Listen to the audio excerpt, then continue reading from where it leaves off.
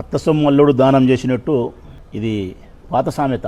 చంద్రబాబు నాయుడు వచ్చిన తర్వాత ఆ సామెత కాస్త మారిపోయింది. అత్త సొమ్ము ఎట్లయితే అల్లుడు దానం చేసినాడో ప్రజల యొక్క సొమ్మును పాలకులు దానం చేస్తున్నారు. ఈ భారతదేశ చరిత్రలోనే ఈ రాష్ట్రంలో ఈ రాష్ట్ర ముఖ్యమంత్రి అవలంబిస్తున్నటువంటి విధానాన్ని భారతదేశ చరిత్రలో ఏ ముఖ్యమంత్రి అవలంబించాలి.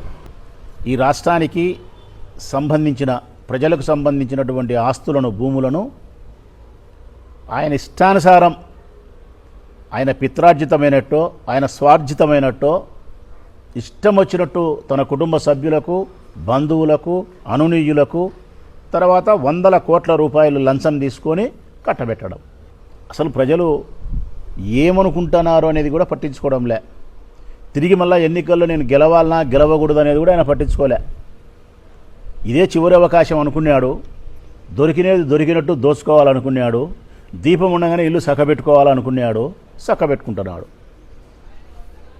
అసలుకి ఈరోజు అన్యాయం అయితే 5,000 కోట్ల రూపాయల విలువ కలిగినటువంటి ఆస్తి విశాఖపట్నంలో 5,000 కోట్లు, 54 ఎకరాల 79 సెంట్లు, 54 ఎకరాల 79 సెంట్ల స్థలాన్ని లోకేష్ తోడల్లుడు అంటే బాలకృష్ణ గారి చిన్నల్లుడు భరత్ ఎంపీ, ఆయన గారి గీతం వర్సిటీకి విశ్వవిద్యాలయానికి ఈ 54 ఎకరాల 79 సెంట్లను కట్టబెట్టేదానికి రంగం సిద్ధం.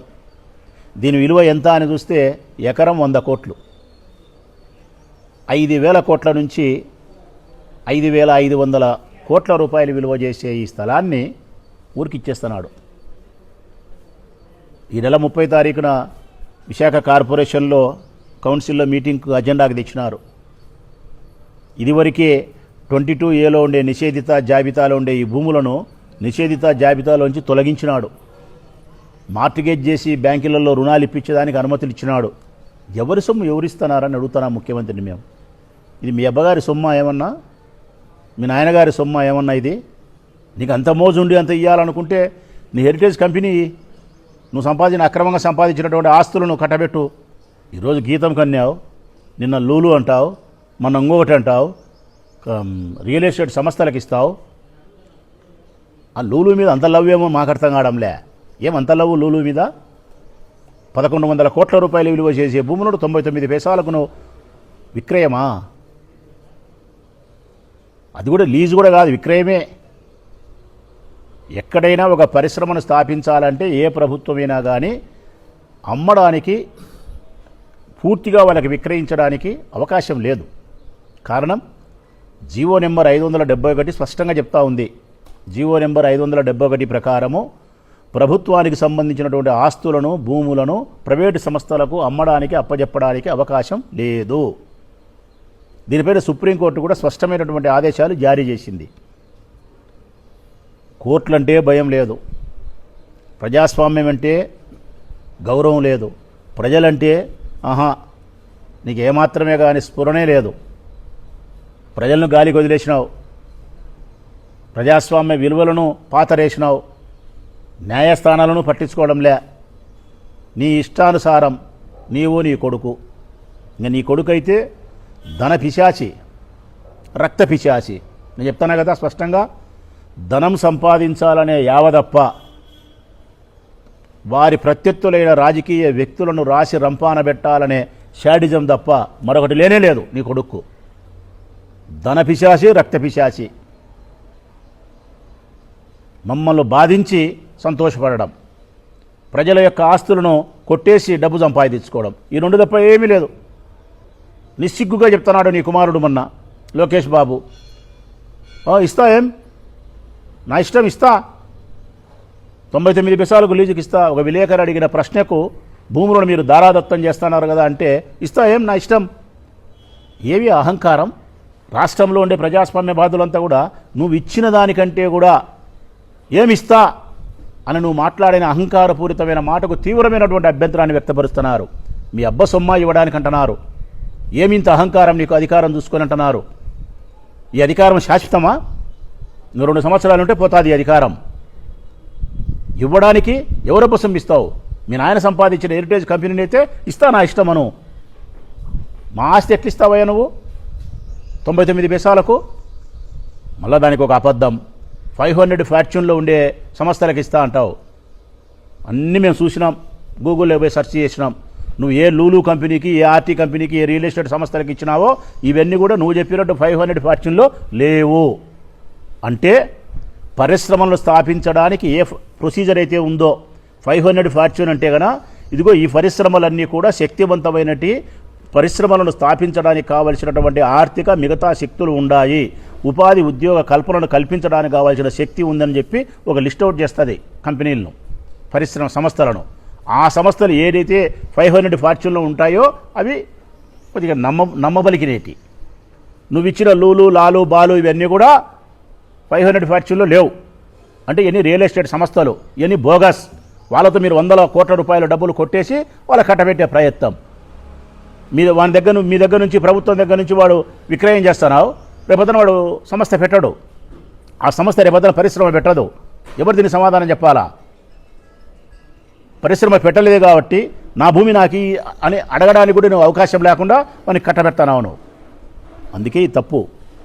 ఒకవేళ ఏ సంస్థకైనా నువ్వు ఇవ్వాలనుకుంటే నమ్మదగినటువంటి సంస్థకు ఇవ్వాలా. అది కూడా విక్రయం చేసే అధికారం లేదు, లీజుకి ఇచ్చే అధికారం ఉంది. లీజులో కూడా కండిషన్ పొందుపరచాలా.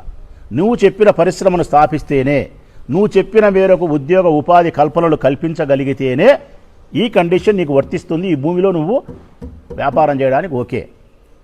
ఒకవేళ నువ్వు మాకు మాట చెప్పి రేపొద్దున మా భూమిని తీసుకొని వ్యాపారం చేయకపోతే, ఇక్కడ ఆ పరిశ్రమను స్థాపించకపోతే నీ సొమ్ము నీ కాడు ఉంటుంది, మా సొమ్ము మా కాడు ఉంటుంది అనే దానికి ఉంటుంది. అట్లా కాకుండా ఈరోజు విక్రయమే చేస్తావా? నీ ఇష్టానుసారం అయిపోయింది. ఎన్నికల కంటే ముందు ఈ పెదమని చెప్పిన మాట ఏంది ప్రజలారా? ప్రజలను అడుగుతా ఉన్నా ఈరోజు నేను. ఎన్నికల కంటే ఈ పెదమని చెప్పిన మాట ఏంది? జగన్మోహన్ రెడ్డి అప్పులు చేసి మీకు పంచుతున్నాడు, నేను అప్పులు చేయకుండా సంపద సృష్టించి మీకు పంచుతా అని చెప్పినాడు. కనీసం నువ్వు ఒప్పుకున్నావు జగన్మోహన్ రెడ్డి గారిని. అప్పులు చేసి మీకు పంచుతానాడన్నా ఒప్పుకున్నావు, అప్పులు చేసి దాచిపెట్టుకోలే. ఈరోజు మీరు సంపద సృష్టిస్తా అని చెప్పిన ఈ ముఖ్యమంత్రి చంద్రబాబు నాయుడు గారు ప్రజలకు సంబంధించినటువంటి సంపదను మాయం చేస్తున్నాడు. సంపదను సృష్టించే మాట దేవుడెరుగు, ప్రజల యొక్క సంపదను మాయం చేస్తున్నాడు. ఓం ఫట్ గీతంకు 5,000 కోట్లు, లూలుకు 2,000 కోట్లు, రియల్ ఎస్టేట్కు ఇంకోదానికి 3,000 కోట్లు, ఇంకొక సంస్థకు 900 కోట్లు. ఈ చొప్పున గడిచబోయే 2.5 సంవత్సర కాలం గడిచే తలికి ఈ రాష్ట్రంలో ఎక్కడే కానీ ప్రభుత్వానికి సంబంధించిన విలువైన భూములు ఉండవు, మాయమవుతాయి. ప్రజల ఆస్తులను దారాదత్తం కుటుంబ సభ్యులకు, తన అనునీయులకు, వ్యాపార సంస్థల పేరుతో బినామీ కంపెనీలకు 1,000 కోట్లు సంపాదించే కార్యక్రమం. వీళ్ళెక్కడైతే చంద్రబాబు నాయుడు ఈ 3 సంవత్సరాలు పదవీ కాలం దిగిపోయే లోపల ఈ భూములను అప్పజెప్పిరే అవినీతి కానీ, పోలవరంలో సంపాదించే మోసం చేసే లెక్కలు కానీ, లేకుంటే రాజధాని పేరుతో భూములు కొట్టేసి ఏమి చేయకుండా ఉండే వ్యాపారం కానీ, రాజధాని నిర్మితము, పోలవరం నిర్మితము, భూములు కట్టబెట్టే కార్యక్రమము, ఇసుక, మైను, మద్యము, సారాయి, మరొకటి ఇవన్నీ కలిపితే కనీసం అంటే ఆయన దిగిపోయేదలికి 1,00,000 కోట్ల రూపాయలు వెనకేసుకునేదానికి స్కెచ్ రెడీ. 1,00,000 కోట్లు కనీసం అంటే 1,00,000 కోట్లు సంపాదించుకుంటారు అబ్బా కొడుకులు. ఇదంతా ప్రజల సొమ్ము. చెప్పిన మాటలేంది, నువ్వు చేస్తాండే పనులేంది, ఈ ప్రజలు అర్థం చేసుకోవాల్సిన అవసరం ఉంది. జగన్మోహన్ రెడ్డి గారు అధికారంలోకి వచ్చిన తర్వాత 100కు 100% ఈరోజు ప్రజల యొక్క ఆస్తులను ఏదైతే నువ్వు 100 కోట్ల రూపాయలు తీసుకొని దారాదత్తం చేసి అత్త సొమ్ము అల్లుడు దానం చేసినట్టు ప్రజల ఆస్తులను నువ్వు దానం చేస్తానావో ఇవన్నీ కూడా జగన్మోహన్ రెడ్డి గారు అధికారంలోకి వచ్చిన తర్వాత తిరిగి మళ్ళా ప్రభుత్వ పరమే అవుతాయి, తిరిగి మళ్ళా ప్రభుత్వమే తీసుకుంటుంది. దీని మీద సుప్రీంకోర్టు చెప్పిన ప్రకారం 571 జీవో ప్రకారం ప్రభుత్వానికి సంబంధించినటువంటి భూములను, ఆస్తులను ప్రైవేటు సంస్థలకు ఇవ్వకూడదనే ఈ జీవో ప్రకారం సుప్రీంకోర్టు ఇచ్చిన ఆదేశాల ప్రకారం తిరిగి అన్నీ మళ్ళా ప్రజల ఆస్తులను ప్రజలకే చెందేటట్టు మా ప్రభుత్వం వచ్చిన తర్వాత జరుగుతుంది. లోకేష్, చంద్రబాబు నాయుడు గారు వీరిరువురు ధన పిశాసులు. డబ్బు సంపాదించడం తప్ప మరొక లోకం లేదు. ఈ 5 సంవత్సరాలు పూర్తి అయ్యేదలికి 1,00,000 కోట్లే వీళ్ళ టార్గెట్.